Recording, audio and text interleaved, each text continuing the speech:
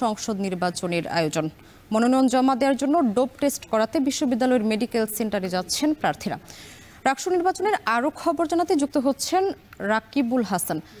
রাকিব, প্রথম বর্ষের শিক্ষার্থীদের ভোটার তালিকায় অন্তর্ভুক্তির বিষয়ে সাধারণ শিক্ষার্থী এবং সংশ্লিষ্টরা কি বলছেন, বিস্তারিত জানাবেন।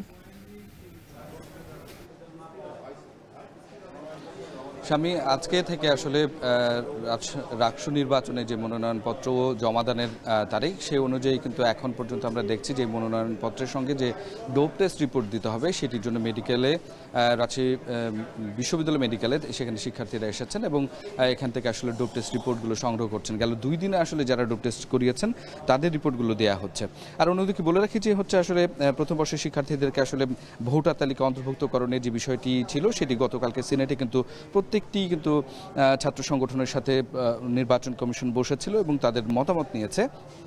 সেখান থেকে জানানো হয় যে আজকে তারা পুরো নির্বাচন কমিশন তারা এটি নিয়ে বসবেন এবং বসার পরে পরবর্তীতে আসলে সিদ্ধান্ত হবে। এখন পর্যন্ত আসলে তফসিল অনুযায়ী যে বিষয়টি রয়েছে সেটি হচ্ছে যে গেল 6 দিনে যে মনোনয়নপত্র উত্তোলন কার্যক্রম চলেছিল সেইগুলো যারা তুলেছেন সেই মনোনয়নপত্রগুলো আজকে থেকে কিন্তু 4 দিন অর্থাৎ বৃহস্পতিবার পর্যন্ত কিন্তু তারা জমা দেবেন এবং প্রত্যেকটি মনোনয়নপত্র জমা দেওয়ার ক্ষেত্রে প্রার্থীদেরকে তাদের ডোপ টেস্ট রিপোর্টটা দিতে হবে।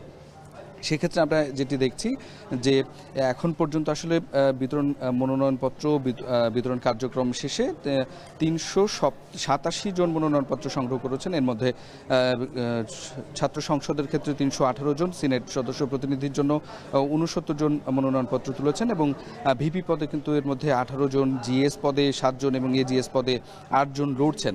এক্ষেত্রে প্রত্যেকজনকেই কিন্তু আসলে যেহেতু মনোনয়নপত্রের সাথে ডোপ টেস্ট রিপোর্ট দিতে হবে, যার কারণে কিন্তু এই ডোপ টেস্ট রিপোর্টের জন্য এখানে শিক্ষার্থীদের এই ভিড় এবং যারা বিগত 2 দিন আসলে দিয়েছেন তারা কিন্তু এখান থেকে আসলে সংগ্রহ করেছেন এবং আজকে কিন্তু আমরা আসলে দেখছি যে অনেকেই আসলে তাদের ডোপ টেস্ট রিপোর্ট করছেন বা করতে দিচ্ছেন।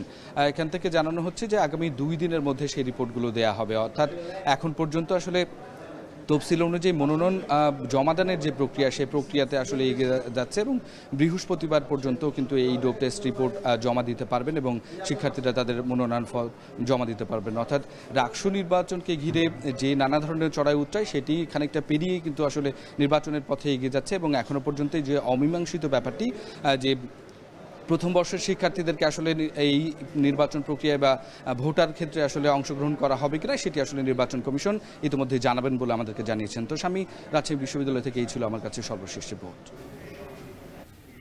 রাকসু নির্বাচন পরিস্থিতি নিয়ে সবশেষে জানাচ্ছিলেন রিপোর্টার রাকিবুল হাসান।